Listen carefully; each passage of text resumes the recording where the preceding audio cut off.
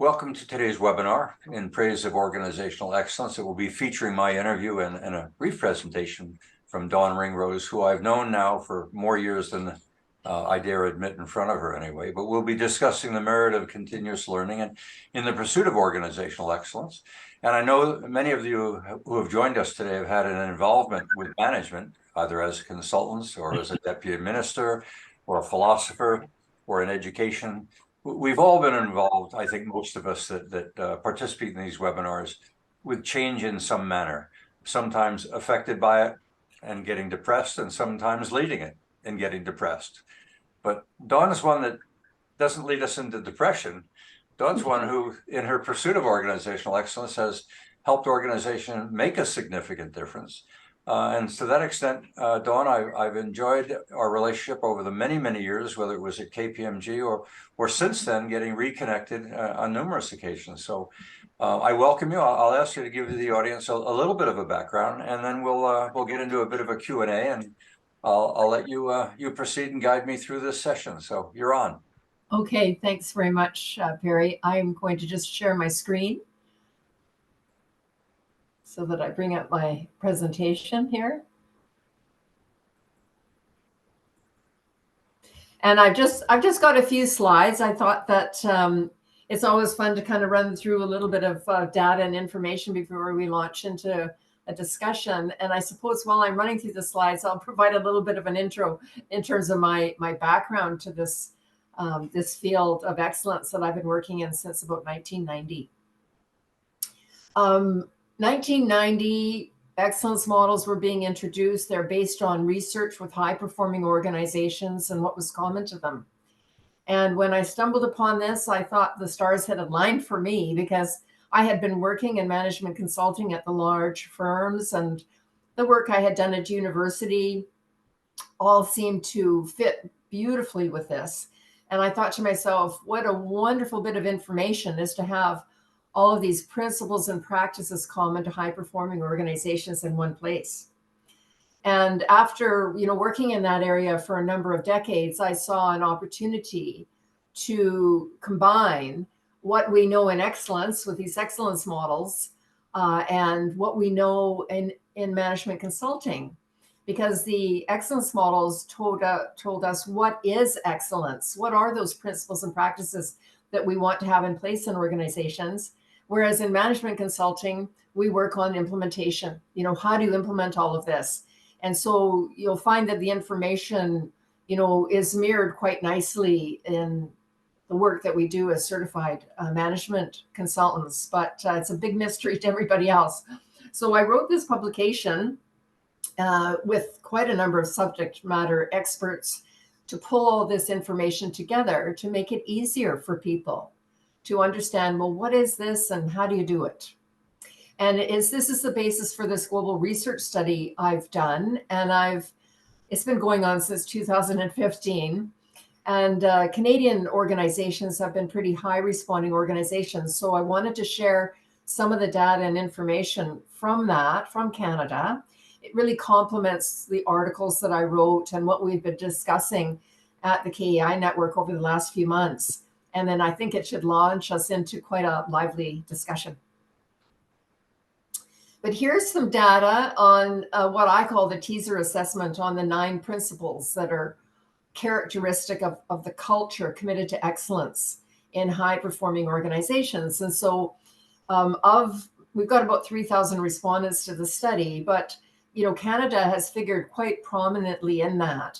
So there was 199 organizations that self-assessed how they were doing on these principles, to the extent that they characterize their organizations. And as you can see, we've got different types of respondents from different sectors, different roles, different sizes of organizations. So we've got a really nice sample size here to work with. And we use a subjective scale when we're asking people to rate the extent to which these principles are characteristic of their organization. And you can see it's a 5-point scale with the points and percentage marks here. And here is the results for Canada versus other countries.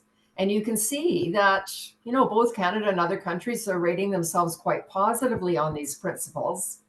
But in some cases, only about 3 instances here where Canada's ratings are a little bit higher than other countries: leadership, involvement, alignment, and societal commitment.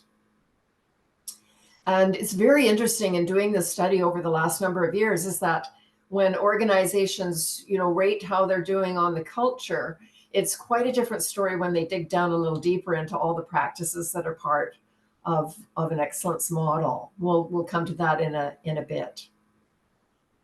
We've had really good participation around the globe. I mean, most regions of the world have participated in this. So we've got a really nice collection of countries from 7 regions of the world, and we're still looking at filling a few gaps. But here's just an example of an open-ended comment from the principles, and you can see where respondents, they can be in different positions. They can be board members, they can be leaders, managers, staff in an organization, and the comments are really rich. And they really help validate what do the ratings mean, and it gives that extra rationale. And you can just see from this comment about, what this individual thought about leadership involvement and people involvement and how it varies greatly. And, you've got some really good leaders within the organization, but you've got others not so much so. And they kind of feel there's a feeling that they're leaving their employees floundering for direction. And these comments, I love them because it's absolute gold for leaders to be able to do an assessment like this with their organization and see what their employees all have to say. And we often look at the responses by role, the ratings, and take a look at the variation between the ratings, because sometimes these different groups look at their organization a little bit differently. And invariably, there are comments that come out that leadership says, oh my goodness sakes, we didn't have any idea that was going on at all. That's something we can fix right away. So I'm really love looking at these open-ended comments. On the full assessment, this is where we take a look not only at the same principles, but we also dig down a little bit deeper into practices that run across 9 key management areas. And if you're in a micro-sized organization with 1 to 25 employees, there's about 50 practices. And if you're in a larger organization, then there's about 100 practices. So it's quite in depth, what we're looking at. And once again, we've got from Canada 118 organizations, 12 sectors are represented, and a good cross-section by type and general sector, role, and size. And we use a different scale. It's an objective scale. We take a look at the extent to which the practice, they're using a good approach, putting the practices in place, the extent to which it's deployed throughout the organization, whether or not they're getting results from the practice and they're continuously improving, and where's their mindset, or is their mindset on correction or prevention or continual improvement? And so if you're scoring in the high performance area, you're kind of a best in class organization that others are speaking about, right? So where we want most organizations to be is in the doing well area. This is good, solid performance. And as we look at the key management areas, this is something that's characteristic number 1 of the study overall, is that organizations have a tendency to rate themselves much higher on the principles or the culture, but then there's a solid drop when they rate across the key management areas, at least a point. And you can see that this is really where Canada moves, apart from other countries. We're quite close on the principles, the ratings, but now we see on these practices where there's a much bigger gap. And in all cases, Canada is needing organizations are rating themselves, giving themselves lower ratings on all of these key management areas. And it's I was very, very surprised by this, because I thought to myself, we're doing not too bad in Canada, bright people, fairly well-run organizations, but this came as a surprise to me, I must say. And here's just a sampling of some of the open-ended comments from various respondents. I don't ever disclose who said what, but I think we can get an idea of the kind of the rich content that is available through these comments. With this particular comment about strategic planning and keeping the corporate statements up to date. But it's troubling, though, that they're not sharing this or including employees in this work, because that certainly is characteristic of high-performing organizations. And then a comment, too, about the board. And so, to me, there's loads of opportunity for improvement here. If you find out this sort of thing is going on in your organization, it's a good to-do list. And here's another comment about improving communication with customers and some things that seem to be working quite well, but an opportunity to do more in terms of soliciting feedback and making sure that they can improve their work processes to ensure a better fit, with their customer requirements. Here's one about employees, about the employees having training and good benefits and a nice work environment, but there's a real good opportunity here to involve them more in decision-making and any improvement initiatives that are going on in the organization. So it's a real call to get employees more engaged and involved, which is always to the organization's benefit. And here's one from the Quality Assurance Department about having good data measurements and that they use internally, but they need to look a bit outside of themselves here and compare what they're doing to others and maybe benchmarking. And then, of course, let's talk a little bit more to the customer, because their feedback is important. Things like reviewing work processes. There's lots of opportunities for improvement that comes out of a practice like that. And another comment about completing performance measurements that link up to the strategic plan, but an opportunity again to make sure that customer satisfaction survey is up to date. So that's just a sampling of the kind of comments that you get as you're doing this sort of work. And I was just saying to Perry earlier that in this global research study with about 3,000 respondents, we've got about 500-600 pages, 400 pages of open-ended comments. Is a huge amount of information to go through, but it's worth going through it because it really gives that rationale for the ratings and helps us better understand what's going on in organizations at home and abroad. So with that, I'll say thank you and stop sharing my screen, and then we can move to a good discussion about this sort of thing, some question and answer and open discussion. Okay, thank you, Dawn. I'll take charge for a little bit here. I've got a few questions in anticipation of the session, and you clearly gave us an overview and an entree into a discussion of management and management consulting, to the extent that you're often drawn on for an organization that either wants a report card on how well they're doing, or realize that they've got a problem and are asking you to come in and do a bit of a diagnostic. But the word excellence, let's dive in a little bit. What is an excellence model anyway? What do you mean by that? Well, back in the late 80s, there were several jurisdictions around the world that did research on what was common to a high-performing organization. And they came up with definitions of the principles that characterize their culture, a real culture committed to excellence, always getting better and better. And then they also defined the practices, they called them best management practices, that they were using.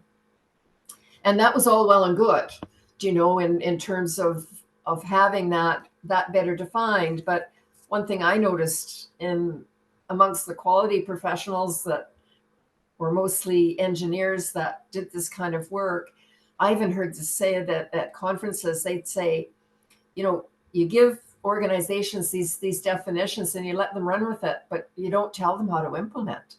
And I thought to myself, oh no, this doesn't sound like a good way to go. That was the most frequently asked question I ever got.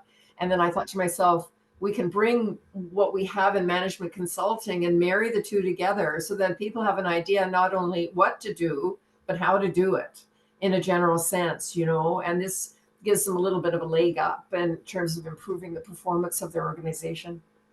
Well, it may be appropriate to probe just exactly that point right here. I can recall in management consulting, the role was often diagnostics, and the report was left on the shelf, and there was very little done with that report. Sometimes they'd ask you to come back some years later in the belief that the deputy or the president or the COO would have taken that report and made a difference, and did or didn't make a difference. But the follow-up, that's really where the rubber hits the road. Is having a diagnostic is one thing, but actually bringing about change or outcomes is another. And I'm presuming that the value and the merit and the success of, quote, the excellence model is it actually follows through. So, but who developed the first excellence models? They were coming out of the United States with the Baldrige model, Europe with EFQM, Canada was involved with their framework for excellence, as was Australia with their Australian Business Excellence Framework. And everyone else since that date has basically, some countries like Australia and Canada have their own, but most other countries around the world that have gotten involved in this have adopted Baldrige and EFQM, or a combination of the two. And then there's all sorts of national award programs that countries have too, as part of training and encouraging organizations to adopt this way of working. And today, I mean, the excellence model has been around then for a while. Are there any standouts that you point to, or is it a model that is more applicable to the size of an organization or English speaking? How do you describe the market for these excellence models as they're being used today? Well, I think the market is number one. It's a big thing is awareness, because there's only 10 to 20% of the working population around the world has even heard about excellence models. So that's number one. Number two, the leadership that wants to do this sort of work and see how they measure up to the excellence model, and then build on their strengths and address the opportunities for improvement that come out of the assessment, are those that are pretty progressive, and they're usually have got a growth mindset, always looking at how can we get better and better. Right. And they're also people that don't mind a flat organization, where you can really engage and involve your staff in that journey, of improving day after day after day. And so to me, it's a special leader, a pretty progressive leader, that will gravitate towards this sort of thing. I'm going to dive into your data a little bit. One of the first notes that I took was distinguishing between management, the balancing of supply and demand, the alignment with vision, the taking the organization to some destiny, as opposed to status quo and staying exactly where you are, and not progressing, but not falling back either.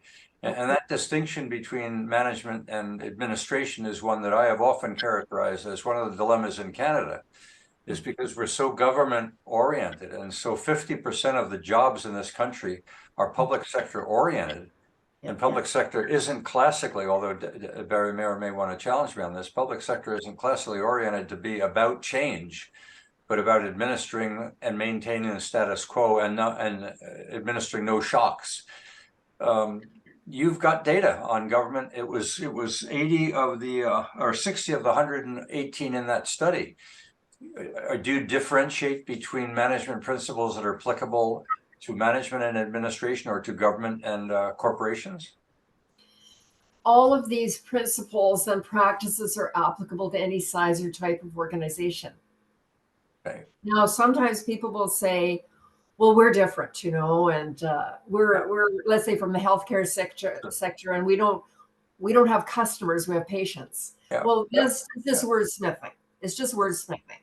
Yeah. At any size or type of organization, the excellence model is applicable to it. And so that's what I love about them, is that here's what you need to do to improve your performance. One thing I notice in government, and I've had people that work in government kind of confirm this, is sometimes the status quo is a safe place to be, Mhm. because they'll get a lot of pressure from others if they're high performing. Others will think, oh, what are you doing? Try to make us look bad. Okay. But then I've also worked with some really progressive leaders in government that have been really keen about this and have done an absolutely excellent job. And that's, I just think about Alberta infrastructure as one of those examples, with the government of Alberta. And the government of Alberta, too, for years had the Premier's Award of Excellence program.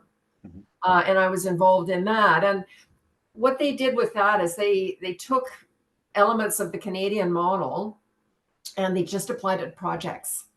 And I know that was all well and good, and they had some fantastic results. But I remember them asking me the question because I was on their external review team, and they said, "Do you think we should apply this to the entire organization?" And I said, "Absolutely."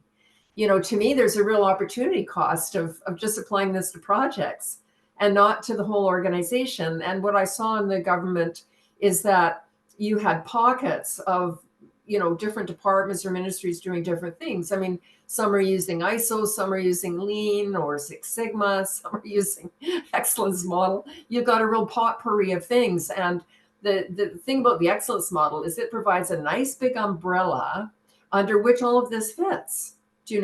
But at least you get everybody singing from the same song sheet, and in terms of the way they're doing their work and the measures that they're using to gauge their performance and base their decisions on, or think about, gee, what do we need to work on improving? So it would have been beautiful to see them apply it consistently across the entire government. And I think that remains an opportunity. And if you want to take a look around the world at others that have done this, I mean, there's no better example than Singapore. Singapore is at the top of most lists of indicators out there. It's a really high performing country. Mhm. And it's this is at the reason for it, is that they've taken this to heart, and they're extremely high performing, and you see the evidence of that when you go and visit there. It's run like a finely tuned engine. One of the things that I found particularly effective when I was in management and had quite a large organization, many hundreds of people, is I did staff satisfaction surveys routinely. And in reality, I say this tongue in cheek, the data didn't matter. What mattered most was doing the survey at all, implying that we cared enough to even ask. But the data was used, and I would bring that data in, and the high performing parts of the organization were often used as consultants to help the lower performing rise and lift. Can you tell us anything about the latest developments in excellence models as you've seen them? Because I presume this is a moving model, that times do change. Organizations are hierarchical, or they get very flat in times of rapid change. Does the excellent model recognize that itself needs to be constantly reviewed? Oh yeah. And it's generally, the excellence models are based on research that is validated. That, let's say there's a new practice that's working, is part of high performing organizations, it's working well, it's getting good results. And so they've been updated on that basis. The way I look at it too is I take a look at these, let's say, the practices within an excellence model, and I look at it in terms of, you can implement these in a general way, using kind of a general approach, or you can use a very sophisticated approach. So it allows you that leeway and that kind of depth if you want to use it. Most recently, I've seen some of the excellent models update their models with the sustainable development goals. And I'm a little worried about that, to tell you the truth, because I don't believe that has been validated by research. I think that's more like a political narrative. And so I wouldn't update my model with that. I would update it with what we know and has been verified to be true. And by doing, the necessary work to validate this indeed does make a difference before I'd add it to the model. I think that there are many beginning to feel the same way about ESG and these social models being imposed upon economic organizations, or that have economic and social objectives. So I don't think you're alone in being somewhat skeptical. One of the skeptics, and I got into a bit of a chat this week about the pursuit of excellence, and he was all about inputs, and I was all about outputs and outcomes. What are the what do you use to determine whether or not excellence is being achieved? Well, in the excellence model, there's a continuous improvement and performance measurement area, and it's divided into three areas. And continuous improvement is just kind of taking a look at your practices across these key management areas and reflecting on, gee, are we getting better in this area? Is it something where we need to focus a little bit more effort? And you'll get that information from doing an assessment with all your employees, or your management team or what have you. I kind of prefer it being all the employees myself. But there's also an area where you're using a balanced system of measurements so that you've got a handful of measures to give you feedback on the key management areas. Mm-hmm. And there's 9 of them. And then there's another section of measures that you use for the organization as a whole. And that's yet additional measures. Now, I don't ever want to advocate for over measuring and drowning in measures, but I think it's very good to have a handful of measures, like 6 or 8 measures that are going to give you really good feedback on the different aspects of your organization and help you make good decisions. And with micro-sized organizations, there's only 4 measures, really. It's the quality of your product and service, customer satisfaction, employee satisfaction, and financial performance. And so these things are really essential, to making good decisions and knowing where you're going to have to put your effort, right? So, and when you look at all this too, if let's say you're dealing with entrepreneurs, entrepreneurial, we want our entrepreneurs to do well in any country. They're the lifeblood of the economy, right? So you want to take a look at the inputs to that entrepreneurial kind of system. And these are entrepreneurs with their ideas and their skills. And then they undertake certain activities like their business planning and all their startup activities, right? To kind of get their business up and running. And then they've got outputs. And the outputs would be, gee, how are we doing on customer satisfaction or employee satisfaction or quality or financial performance? But then outcomes is, are we running sustainable enterprises? Are we surviving? What's our market presence, our brand recognition, or how have we improved the community? Because you're bringing new products and services that are making people's lives easier sometimes, right? And so you need to think about it in that sense, in terms of inputs, activities, outputs, outcomes. And then when you think about, let's say, the larger entrepreneurial ecosystem, it's not just the entrepreneurs that are out there trying to be successful. It's the supports that they get from, let's say, educational institutions or incubators or professionals that they might look to for advice or help, government programs, investors, the investment community. And so if you really want a strong entrepreneurial ecosystem, you're going to want to make sure that, everything in that ecosystem is operating in a similar fashion, high performing fashion, right? One of the observations that you made early when you showed us your slides was that database decision making was weak in Canada relative to other countries. That stood out. That was one of the first things that jumped out at me in a world where artificial intelligence and the gathering of data and books like data surveillance.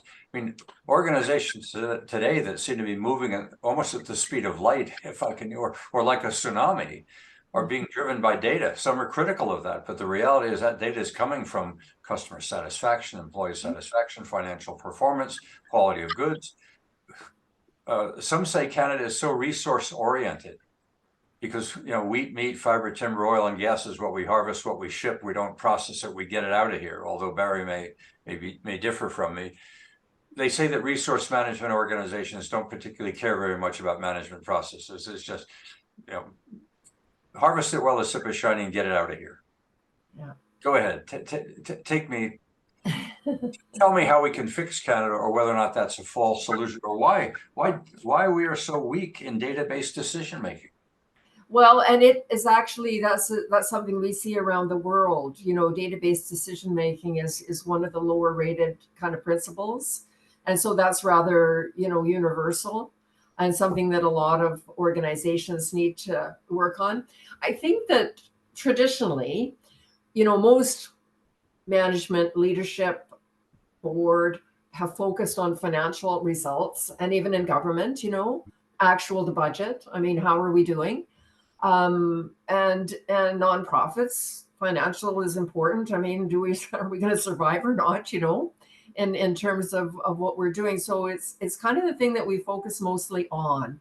And yes, a lot will take a look at customer satisfaction, employee satisfaction, and the quality of what you're doing. You should at least have those four things in place. Most don't. And most, if they're missing on one of those four, are employee satisfaction, surprisingly enough. But if you're a larger organization, you know, you should have, you know, 6 to 8 measures that you're using. And then sometimes within an industry sector, there's certain measures that you want as part of that sector to see how you're doing, and compare yourself to others as well. So I think a lot of, I hear this anyway, I hear this in government, you know, what do we measure? How do we measure? I hear it, and that's, you know, you hear that from a lot of organizations, is what to measure, how to measure. And then sometimes you see the other absolute extreme where they're measuring way too much, and they've got a big stack of paper, and they can't possibly go through it all and put it to good use in terms of making decisions. There's the other extreme. I thought this was the extreme you'd point to, not the extreme of way too much data, but the other extreme where the organization is driven by a vision. And I must say that the leaders, and they're more political, the Gandhis of this world, the Churchill, the Battle of Britain on a matchbook cover or whatever it was, it would seem to me there's some merit in an organization being driven by a vision and saying to the organization, as Gandhi said, "There they go, I must hasten after them, for I am their leader." That he drove motivated and let them find their way there. Yeah. That I don't know how much measuring he actually did. Do you want to contrast leadership styles, or does the excellence model appreciate organizations that they probably have measurements for that, but that are driven by vision? And that alignment with leadership. I mean, Canada did seem to rank pretty high on the alignment with I guess, leadership or vision. So Yeah, alignment is pretty good. this is the important thing about the excellence model, I think, is alignment. And that really means that you've given some consideration to the vision you have for the organization, and you've maybe done some strategic planning. And that is aligned with your mission and what you're in the business of doing, and your business plan.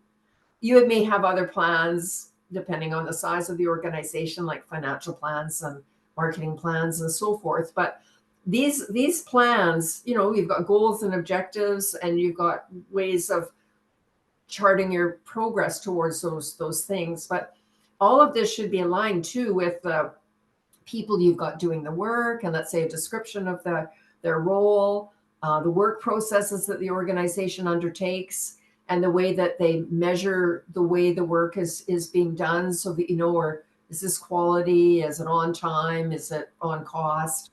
And so you need really good alignment, because if you're out of alignment, that is waste.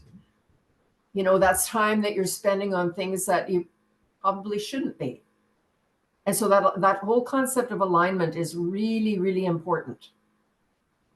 So you've got good data. I mean, from the survey that you're referring to, that would endorse the usage of excellence models, and you cited, and I think we did so in the newsletter, a number of organizations that would herald the relevance of the excellence model in making a difference for them and sustaining that difference.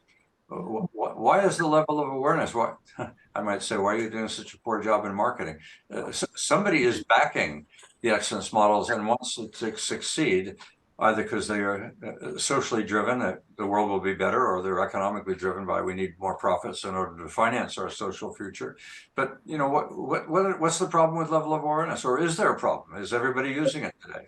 No, there's a real problem with awareness, and I'm going to have my own theories about why that is. I think, number one, these excellence models appeared on the scene, and in certain countries, governments adopted them, and they worked on programs and award programs and all that sort of thing. But I think the people doing this work made it more difficult than they needed to, and harder to understand than it should have been, and very expensive. So the uptake was with large size organizations generally, right? And it's also, I think this whole area of improvement, if you take a look at, who's doing what, can become pretty fragmented, and again, very confusing. So that's we've missed out on a lot of the population there. We don't have the curriculum covering this in schools. It should be in high schools at the very least. And we don't have it in any of our professional development programs for, professional or industry associations to speak of. So it hasn't really infiltrated the fabric of our society. And it's one of those things.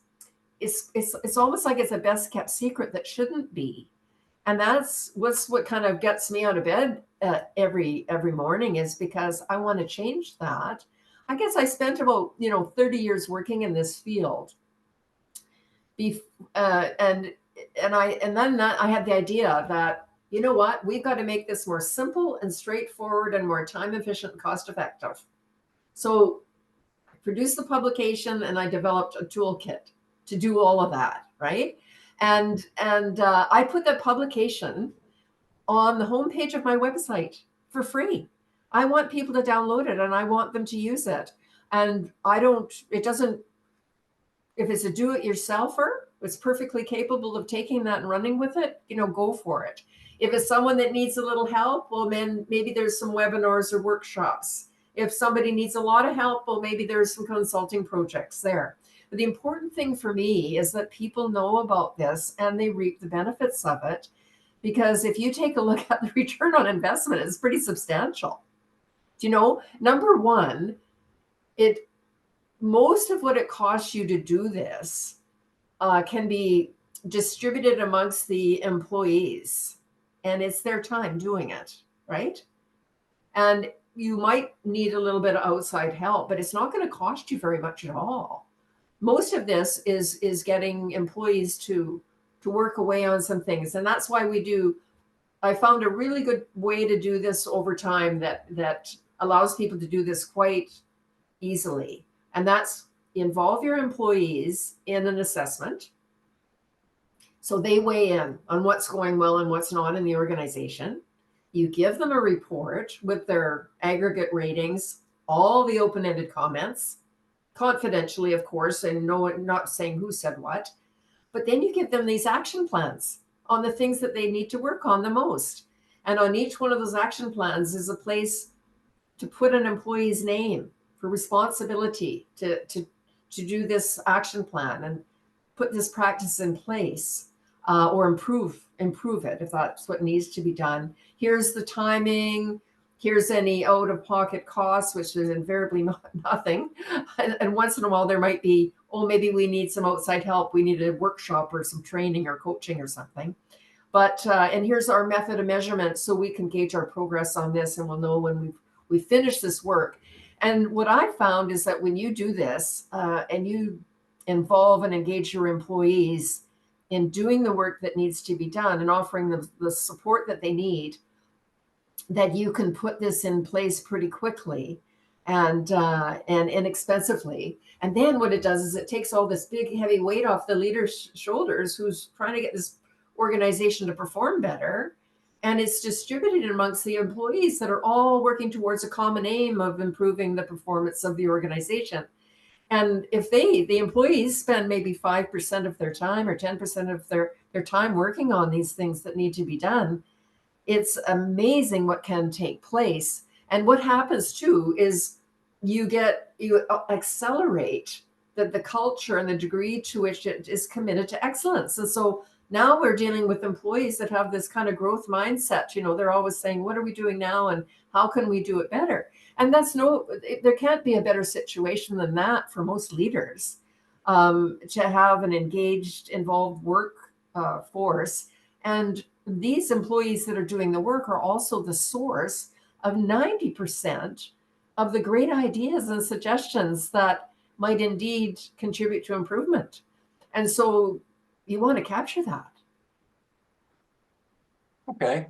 How does the excellence model and compare with other models that are out there? I mean, I go to Chapters the other day. I was looking for a book for my son, who's a manager, thinking there must be some contemporary book. I mean, Drucker had a run for quite a while, and I'd like to find a book that really works for him. And I mean, there was row upon row of management books about how to save your company, build your company, grow your company, be a leader. Oh, yeah. Dawn, how do I compare your excellence model with what else is out there? Well, number one, as a management consultant, I found that almost any issue facing an organization, you can find some good information in the excellence model to assist with that issue. Number one. Number two, the excellence model to me, let's say the workshops in this area, these has a really great leadership training program. And what better, you're so well equipped if you're a leader that knows about these best practices that should be in place in an organization, and it helps you lead and guide the organization strategically, right?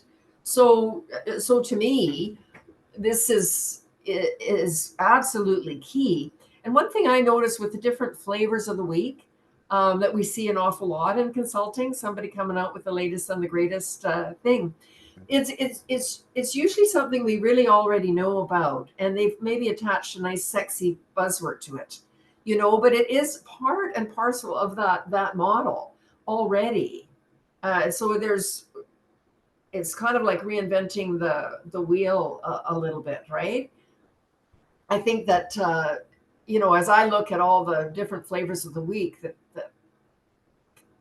we see, LinkedIn or wherever else, or the management books and magazines and things like that. I've seen a lot of that happening over the years. And when I think about other approaches like ISO and Lean and Six Sigma, these are all improvement approaches or quality approaches, right?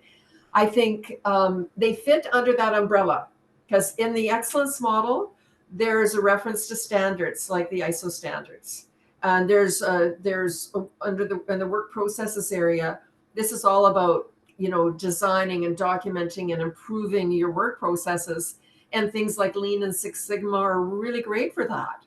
So it is something that provides a nice big umbrella over much of what it is we do and more.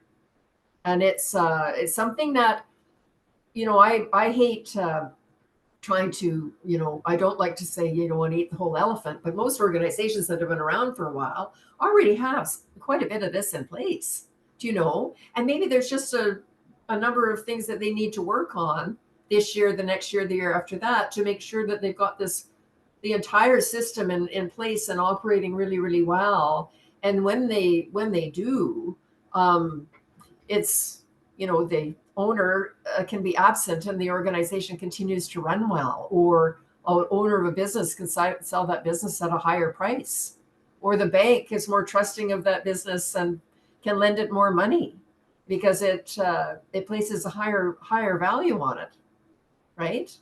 So, and then with government, well, maybe there's more trust in leadership, doing a really good job, right? And with nonprofits, maybe they've now got a real handle on their member requirements, and they know how to deliver them and more. So there's so much that comes back to organizations as a result of doing this. And I think that leaders, entrepreneurs, owner managers would be wise to familiarize themselves with this, and you just use it as part of their game plan. Well, it seems to boil down to whether or not organizations even trust the word management. And whether or not there is within an organization the capability of actually bringing about change through, quote, better management. And you're endorsing that as sort of the highest order principle, as that an organization can manage itself, an organization can make a difference. There's no such thing as being too large to be managed. I'm very curious, and as you know, I've fallen in love with ChatGPT over the last year and a half, and I've used it in so many different ways. Recently, as I alluded to before we started today, I took our 44 newsletters, Right. I dumped them all into ChatGPT like a grinder, and I said to ChatGPT, summarize what it is we've been doing this year. In the blink of an eye, it was there. Yeah. If I took ISO 9001, Lean, Six Sigma, customer service, continuous improvement, excellence, dumped it all into ChatGPT and said, give me the 10 working principles. I'm curious to see how they align with excellence.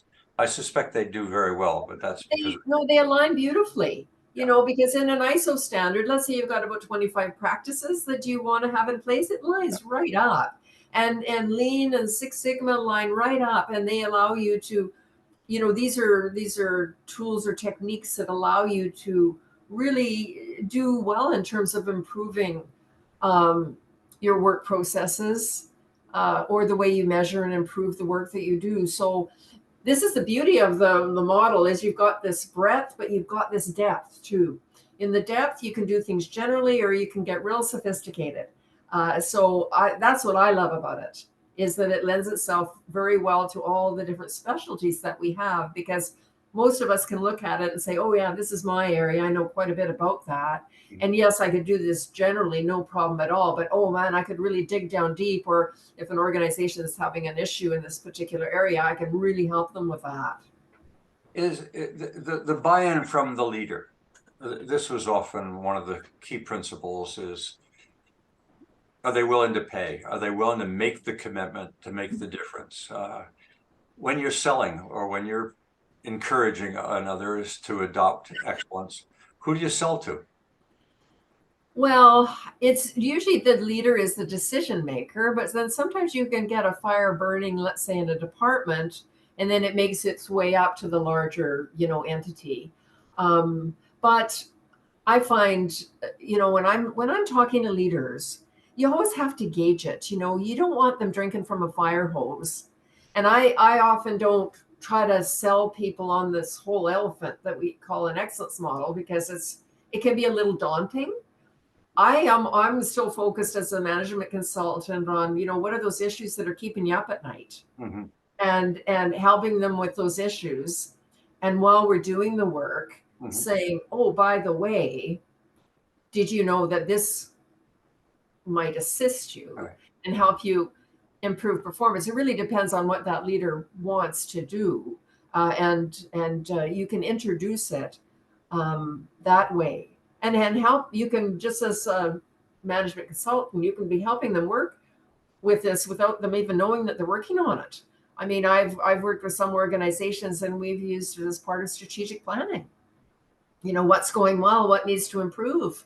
And it has, it's helped them, use that as a tool for that over a 3-year period. And then that's it. They've got everything in place, and they're pretty happy with it, because generally you hear, from most organizations that are, using an approach like that, you hear them say in the first year, oh my goodness sake, our communication is getting a lot better. We're getting rid of a lot of duplication. And then in year 2, you hear them saying, wow, is this ever hitting the bottom line? It's making a difference to them financially, right? And then by year 3, this is just the way they work. And it's not that it's changed an awful lot about the way they work. It's just that it's given them, maybe some better approaches, and it's given them a much better idea of what excellence looks like. What's to be high performing in a particular area. This is what it's all about. And then if they're they're really capitalizing on the ideas and suggestions of their employees and the work that the employees are doing. But then they also, one of the other practices in the model is, oh, take a look outside of yourself and see what you can learn from others, because we've got all these wonderful examples around the world of organizations that are high performing that we can learn from, and that have done work in particular areas, like certain practices where they're real leaders. And so you've got this wealth of information out there too. But I always say, you get 90% of your improvement will come from your employees that are doing the work, and 10% will come from looking outside yourself and learning from others. So there's a middleman in management, and that's called our university's business faculties, or it's called our certified management consulting associations, et cetera. Yeah. Are they buying in? Well, if you take a look around the world at the university curriculum, you're not seeing too many of them that have this as part of their curriculum. You see it in some engineering faculties, and some business faculties, but probably you could put this in every single faculty, because I know when we've done work over time with different at the University of Alberta, as a matter of fact, there were some faculties were saying, well, hey, we could sure use this, and they're in a medical faculty, so they recognized that this was really important, and that it applied to them. Right. So to me, any size or any type of organization, and it's something that I use in my own business to run the business, is I've made sure I've got this excellence model in place too. So I'm walking the talk. Right. But I couldn't imagine doing it any other way, because I really feel like I've got the basis covered, Well, you do have the bases covered. And in fact, we've covered so many different topics today that we probably could keep this conversation going at some length. And the chat on the side has brought up everything from the relevance of the SDG mandate of the United Nations to saying to the world at large, you've got to be more respectful of diversification, of our environment, of how you govern, to those that say we've got huge productivity issues in Canada, and yes, social issues are important, but we seem to be neglecting our economics, which ultimately finance that. So you've got issues on the side around that. There is a new book coming out. Peter, you might want to comment on this, called The Coming Wave, which Peter says is transformative. I mean, this may be the book for 2024, and Peter, for us to interview Suleiman. But Peter, can you tell us a little bit about your perspectives and what you see emerging, or maybe comment on what Dawn has shared with us? Yes, thank you, Perry. And first, thanks very much, Donna, for sharing your insights and your framework, in fact, and all the anecdotal stories around it. When you mentioned these management books, I got up from the table and I went and grabbed this one. I guess it's upside. I don't know whether that's upside down. No, The Coming We Wave. got it. We got it. Yeah. And this is a amazing, shocking book. And I would say about 50% of the world's well-known names that are in here are actually business leaders. Okay. But Mustafa Suleiman, who is the principal author, is the co-founder of DeepMind, the basically the AI company that's transformed the world. Right. It predated OpenAI, and he's also now the CEO of Inflection AI, which is the company he now runs, because he sold DeepMind to Google for several billion. Anyway, the book is fantastic. It deals with technology, power, and the 21st century's greatest dilemma. How do we govern? How do we govern with trillion-dollar corporations? How do we govern with a technology we can't even predict what it's going to do, and be very transformative to humanity? These are the kinds of things this book is trying to raise flags about. It's not providing answers, it's raising flags. Yeah, but they often say that the great consultants ask great questions. So maybe that is the essence of this book, of asking the great questions of the time. And in my newsletter next week, I'm going to wrap up the year taking a very heavy shot at the welfare state, which has been for 100 years. What we've maintained is the foundation of our future. And yet in governance, you've got a conflict of interest. You've got a government body that is also so heavily involved in service, and those services, as we pointed out over the fall, are failing. We've got a problem in governance in general. Is that what it's attacking? Is it addressing governance by government, or is it addressing governance within corporations, or both? It's doing both. It's saying, in effect, that we've now got to a point of complexity on certain scales. I mean, we obviously have different scale companies, like we have different scale countries. All right. But in the case of the upper tier, the ones with the money and the defense budgets and all that kind of stuff, he's saying that, and the co-author with him is a professional writer, a male also, lives in the UK. They're saying that this is a paradox in governance. The emerging role of these major corporations with transborder nature and the governance of the nation state. Yeah. I mean, we've got the COPE process. That's the only people who can vote are nation state representatives. Yet 70% roughly of all greenhouse gases come from cities, and cities have no representation whatsoever. So they have many lobbyists there, but they can't vote. We point to management, we point to governance as being the elixir, the prescription for change, and we've seen in the last half century that change is the word of the day, and now it seems to be the rate of change, and certainly with things like artificial intelligence and other forms of technology that are emerging, that are absolutely shaking the knowledge industry, the universities, the professions, the government departments as they're structured, the institutions of health and education, all these gods that we have been celebrating for 100 years are all being shaken. If this isn't a challenge of management and governance together, and a vision for that matter, because if we keep on defending the establishment, the Commonwealth is going to fail.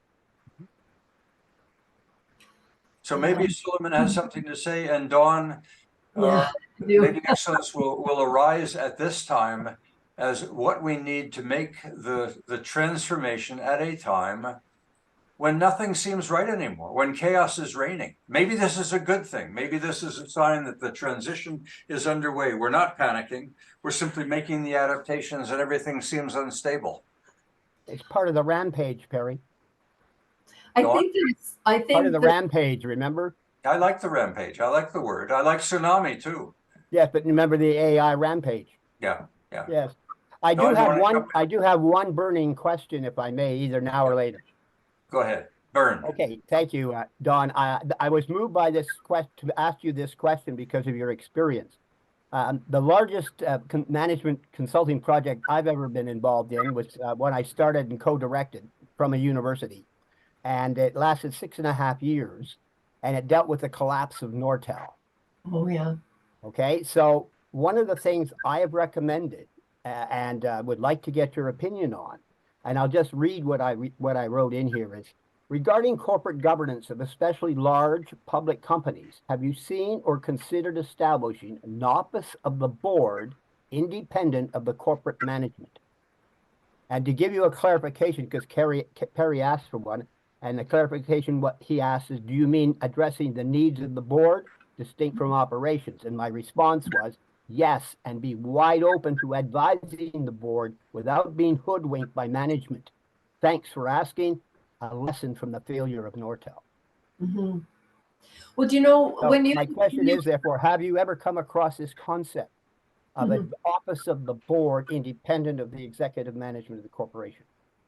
Well, more so a board of directors that's separate and apart from, the people that are administering the affairs of the organization. Well, that's true. That's normally the case in a public company.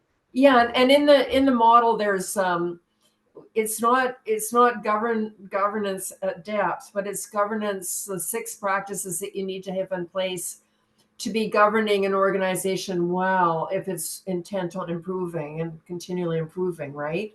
And so those are covered off in there. But one thing about, I would say about the failures that we see out there in the world, or really poor decision making that has, impact on the masses, like we see sometimes in government.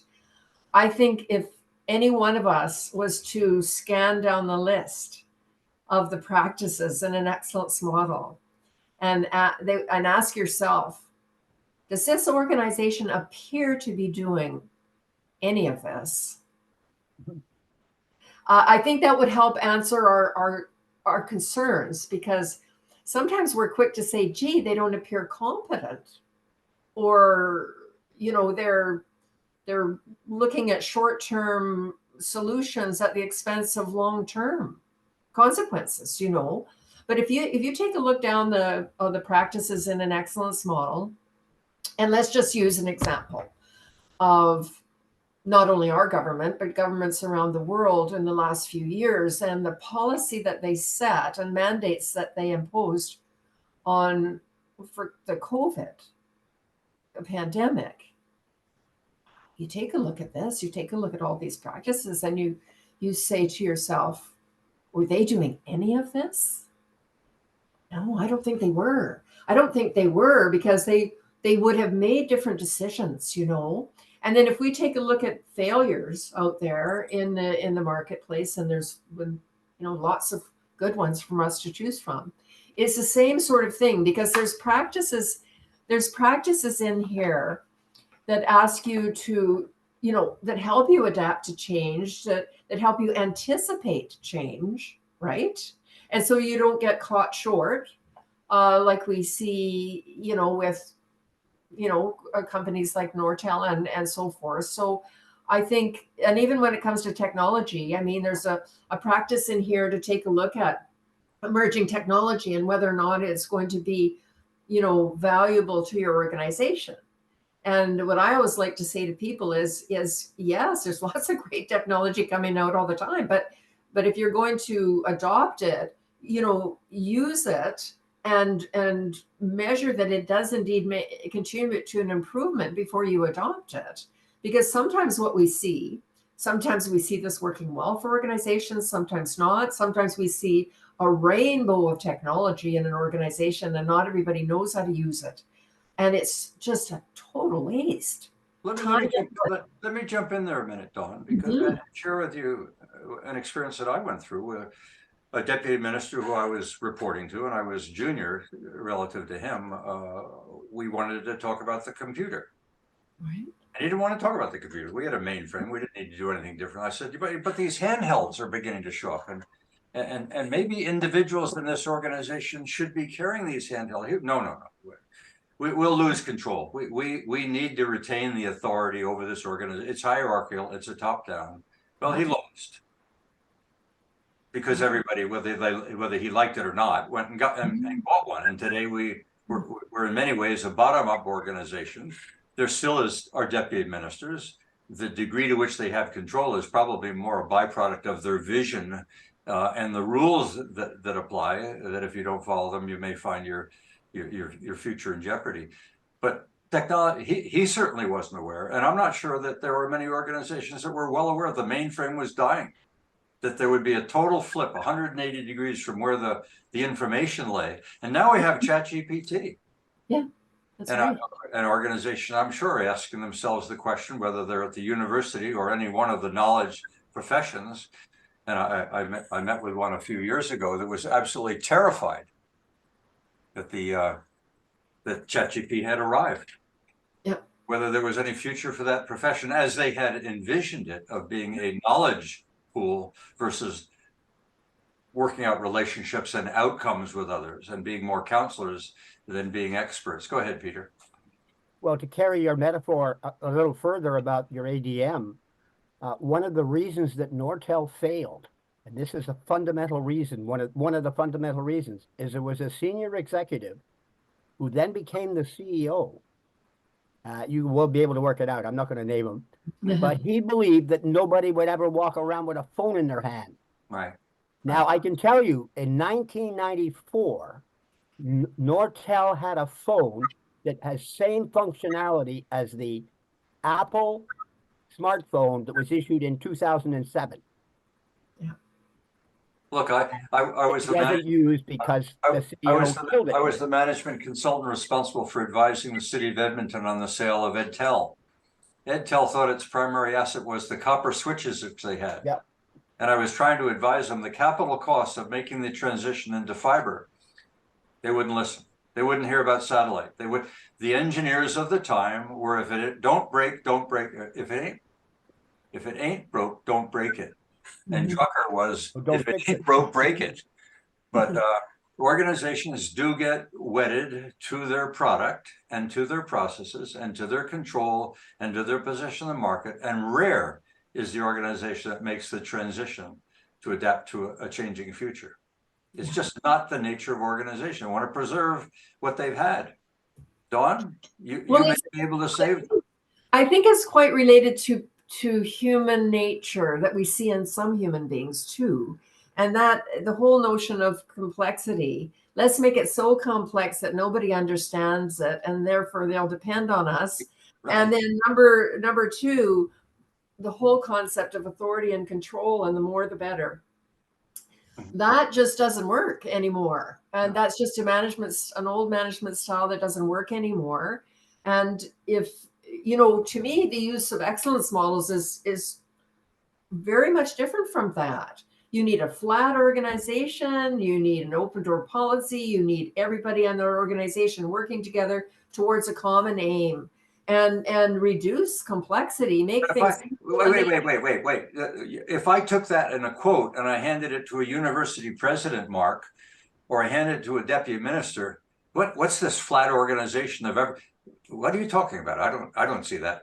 I don't see that being adopted. I see it just the opposite. Just the opposite is retaining control. Yeah, control. At a time of change, they panic and they want control. We're out of control. We got to fix that. We want more control. Go get the police, clear out the homeless. Well, and what better description of our Canadian government? Absolutely. That you take a look over time at the degree to which it's grown, and where everything is centralized, and there's an awful lot of kind of authority and control being exercised, and it's just maybe that's just the Western Canadian perspective. Mark, what's going on in Eastern Canada? Are we drinking too much here? My glass is empty, but is this viewpoint that we're sharing? And I say this a bit tongue in cheek, but I mean, you're the only, you and Peter's in Ottawa. I think, Mark, you're in Halifax. Yes, Halifax. Is what KEI and Dawn and what we've been talking about for the last 2 years? Is this just what are we infected by Danielle or Klein? What happened? What's going on? I'm delighted that the two of you took up the charge against oversight and control. I was starting to worry. Okay. I don't know much outside the university, and I'm here because our universities are in many ways going in the wrong directions, and so I'm looking to industrial organizational psychology and management to try to understand some things. But yeah, the degree of oversight and control has increased dramatically in the last 25 years. Privileges and prerogatives that used to be with individual professors or the departments have moved to the decanal level and up to the vice president academic. If there's a small problem in one area of the university, then the senior administrators come in, and before you know it, there's a rule for the entire university to follow, even though it creates more problems. Our bureaucracy has mushroomed and ballooned. Many of the functions of professors have been taken over to writing centers and things like that. And of course, the equity, diversity, and inclusion offices have grown, and their contempt for academic values, academic freedom, collegiality, and the rest knows no bounds. Yeah. Yes, I don't know if other organizations think that easing up on oversight and control is a good way to go.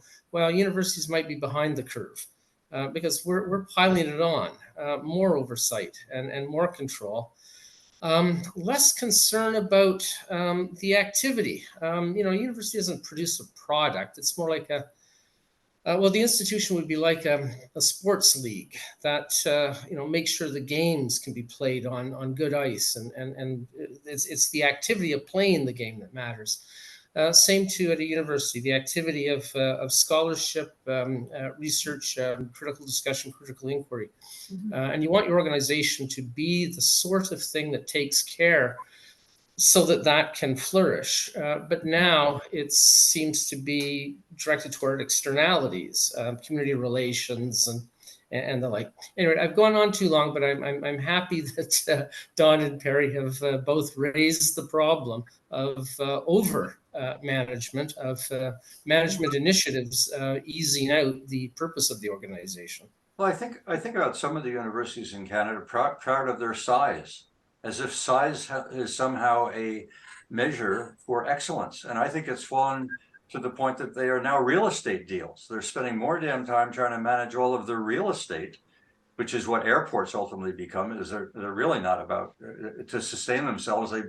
They fill the airport with economic opportunities, and all of the land around it become communities. But universities seem to have fallen into the same trap. Is why? I mean, because we know entropy ultimately prevails. Is there is some point in time where entropy means you've become so fragmented that the principles break down. Peter, you're in Ottawa. You want to go next? Then I'm going to ask Randall. Sure. Well, I think in this discussion about oversight, I think at universities in particular, but it'll apply to, I think, corporations and even government agencies. The new potential, at least well, let me go to the universities because that's really where I've been writing about. And it was what Mark made me think about this. The new oversight and potential control at Canadian universities will relate to research security. And that's going to be both cyber, which is a manageable thing if we have the right people and practices, and it'll relate to humans, i.e. visiting scholars, postdoc fellows, graduate students, etc. In other words, spies. So this is a coming matter, and we have several universities have now established a vice president of research with responsibility for research security. And even the government of Alberta, all of you probably know, about 18 months ago, if not a little bit more than that, ordered the universities in Alberta to cease all of their partnerships with China and to, in fact, report to the government on what the nature of those relationships are. Yeah, I didn't understand. I was spending some time with some profs from MIT, and they were vocal. This was not hypothesizing. This was vocal about the intrusion of MIT and the loss of secure information, whether it be through the students or the profs or the contracts or the grants, whatever. It was an attack, and they were addressing it that way. Okay, let's shift for a moment to small business. Okay, Dennis, your turn. What have we been talking about that's relevant to small business? Dawn, I mean, you can hear what Dawn has to say and wonder if we're just talking organizations like the Nortels and government universities. But, small businesses are what, 90% of the economy is based on, and it's the source of innovation, at least they say it is. What's all this got to do with small businesses in Canada? Well, very complex, I guess we'd say, first of all. Small business is not all that excited about adopting excellence procedures and so on. Their focus is on survival. Many are on survival. And COVID really heightened that aspect because procedures and so on had to change, staff had to be released, et cetera, et cetera. So I think now they're coming out of that and trying to find their way in this changing economy. AI, for example, is not on their books at all. That's something that's quite foreign. So I think that basically their interest is survival in terms of having their business run with a profit and to be able to continue. I mean, I could explain, I don't know, I guess we could go further on that, but that's basically the bottom line. We have to survive.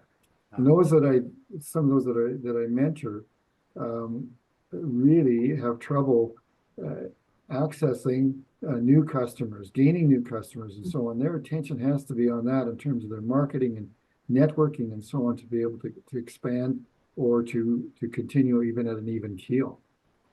So that's a bit of a picture. The Summary. As I think I shared this with you some years ago when I was running the Alberta Council of Technologies, and I went from city to city and community to community through the chambers of commerce that would introduce my arrival. And I was wanting to learn from small businesses what was called the missing M, or the missing M in SME. Why small businesses don't grow to medium? Why so many fail? And time after time after time, it had nothing to do with product and engineering. It had to do with failure of relational skills. They didn't know their customers, they didn't know their staff, and they didn't think they were particularly valuable. It was the almighty dollar and their product, and they failed. I think that's a good summary. Is that they forget that the way you expand business is by your relationships. Yeah, and you can have the best widget that you're trying to sell, but I'm sorry, if you can't get it out and get it networked with people, and those people speaking well of you in terms of how you present that product, the quality of the product, the service you provide, and so on, then you're not going to grow. You're not going to succeed most likely. well, this was the value that I saw of time that I spent with the chamber and with Rotary, for that matter. It wasn't going to those meetings to make a sale. It was going to those meetings to build relationships that you didn't even know you ultimately would use 10 years from now. Right. You remember the names of people and incidental little things that might have happened, that all of a sudden there's a solution. And it's probably another human being in my network. But people don't understand the relevance and the power of knowledge that exists in a network, and when you can capitalize on it. It's astounding. I think an example of that, Perry, and you would know him, was Ken Haywood from Kentwood Motors. Was an astounding networker and connector as such, and was of course very successful in his business interests related to that. But he was a shining example, I think, in the Edmonton area about how to run a business, how to treat your employees, and how do you service your customer. The best businessmen, the best consultants, the best researchers, the best government people, the best that I have ever met ask good questions. My other son, who runs a tutoring agency, it's on his wall. Just ask questions. Your salvation as a student, because the framing of the question requires a certain knowledge, and the openness to receive that answer requires a certain perspective. And it's so rare. We seem to go into the world saying, I know and you don't, therefore I have power over you. And it's just the opposite. I don't know and you have power. You are my salvation. Barry, your turn. How are the Oilers going to do? They play tonight, don't they? Yeah. Yeah. Yep.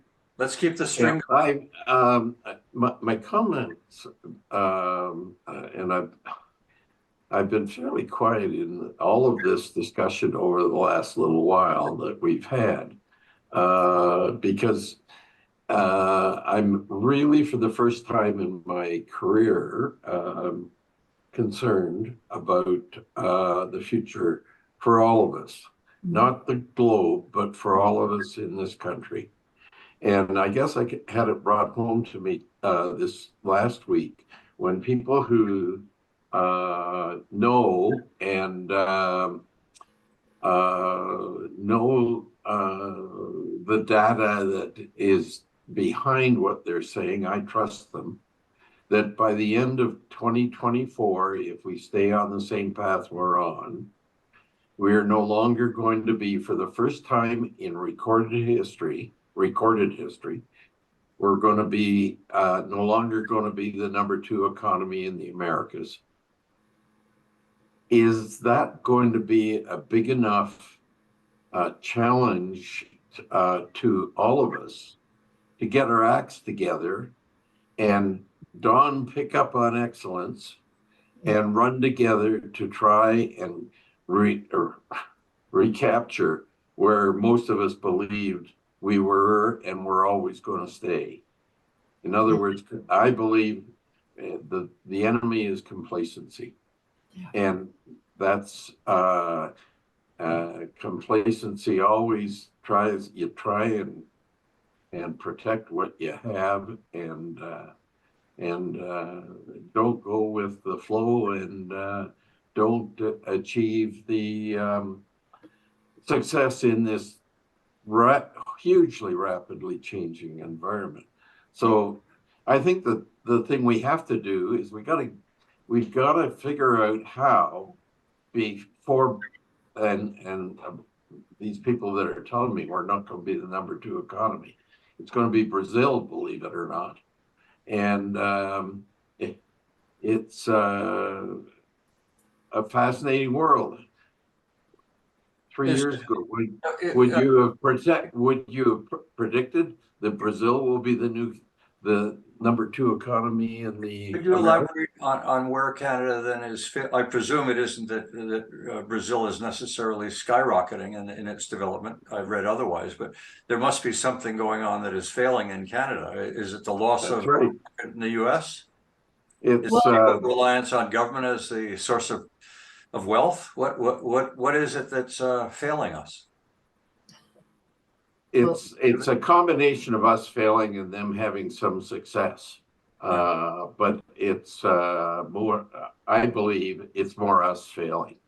Yeah. And what we need to somehow is to have a dose of salts that's recognized throughout Canada without us falling apart completely. That's happened to us, and we need to work together and listen to people like you, Dawn, on how we throw away our barriers that we've got to by building lack of flexibility on how we manage our people and how we interchange information and all that kind of stuff. So I at my age and stage, I'm sorry, but I think I'm going to have to hang around 10 years and see whether I can bring a bit of value added to this. It seems to me one of the primary values that come out of the mouths of our leaders is we want to be virtuous. We don't care about the economy. It'll take care of itself. Go ahead, Dawn.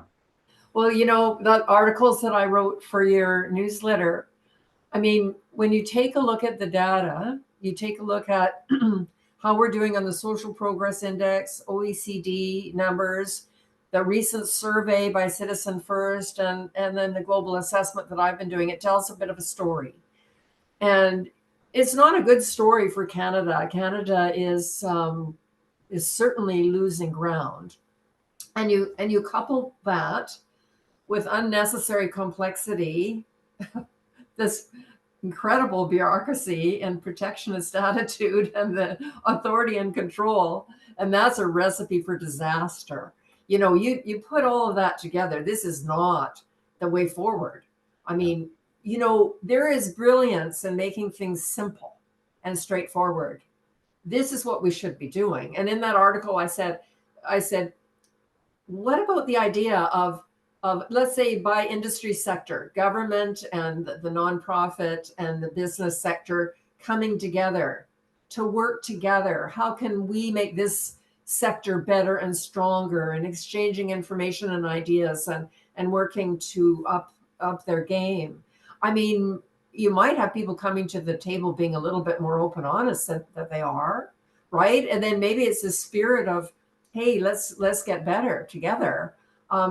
You could work in clusters to do that. That sort of thing's been done before, but maybe not using an excellence model approach. But I think that's a way out. But boy, you've got to work on simplifying things. It's getting absolutely ridiculous. And I think the more, like I said before, the people that make things unnecessarily complex, it's all about power and control. But if you want to make things simple and straightforward, you're dealing with flat organizations where everyone has a chance to share and improve, and put their touch on improvement, you're far better off. And there are, I think, in addition to Brazil being mentioned as a economy to keep an eye on, I'd say India is another one. India is another huge economy, and they're doing pretty good on the excellence front, I might add. and they're pretty good at things like benchmarking and learning from others. I think that you want to keep an eye on India too. Yeah, I would agree with you 100%. Randall, any comments you want to make about the role of leadership at this time? Well, my brain doesn't have an off switch, so everything I've been working on, I try to bring to bear to these conversations. And Perry, what you've got here is a formula for collective intelligence that we need to be able to scale up. I think the failing of many of our institutions is a matter of scale. There's a diseconomy of scale and for hierarchical intelligence in the bureaucracies, and we don't have enough attention to what we might call ecosystem intelligence or network intelligence. So we need to be able to bring tools like you're using here to a larger forum. And I think so that we need to complement the hierarchical intelligence with this ecosystem intelligence. Yeah. And that's one of the things I'm working on, and trying to figure out exactly how to proceed with that. We all take, like team intelligence for granted until you have a bad experience. Then you might wonder for a few minutes, what's the difference between a great committee and a really bad one? But there's a science to this, and we really should be exploring it more thoroughly, systematically, and cloning whatever works. So that's basically where I'm at right now, and trying to do that within the small business community, because they're being threatened by those giant global corporations, and we just need to be smart working together as small businesses. I think there's two players, and I'm going to make a comment here on the wrap up, Dawn and all of you.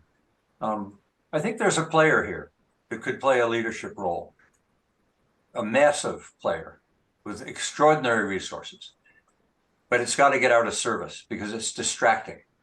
It spends so much time trying to focus on the relevance of service and health, education, etc. Government has to get back to the role of governing. It has to get back to the role of understanding its relevance to the future. It has to talk about a nation having a vision of the future, instead of all of the time it spends fighting with unions and arguing with, as if it's a make work job project, and that's their job, is to make the jobs by creating health and education. We have to get back to governing. Yeah. We have a government that could be a leader in helping us govern this country into the future. And it could take a unique position in the world in doing that and be one of the first that moves from the welfare state, which it did well. We've got what we needed. It's now been built. Let's get on with the future and get focused on what it was built for, which is the people. Thank you very much. Happy New Year. This is the last webinar of this series. Go ahead, Dennis. Do you want to make I was just going to comment. I think the relative to governance, though, is that we do not see leaders speaking in terms of governance. Speaking in terms of governance, right. It's big egos. It's playing to what they think the public want to hear, and I just don't see us changing or government changing in terms of that dire need. Very unfortunate, but I just don't see it happening right now. Not now, or even for several years. It'll have to be a leader who is not afraid to run a 4-year. It's not a leader that will have to face the fact that they will endorse transition, and that transition can come from the bottom. The professions themselves ought to know their role in the future. And if this transition can be driven from the bottom of an awareness that the people have, that the government is out of step, then in a democracy where of the people, for the people, by the people, can evolve. And it has to come from the electorate as well.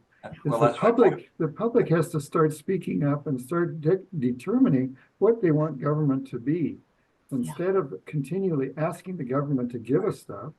As they got to start thinking about what the leadership is about, and that is still not. But the special interests are the ones that have the ear of government, not the public.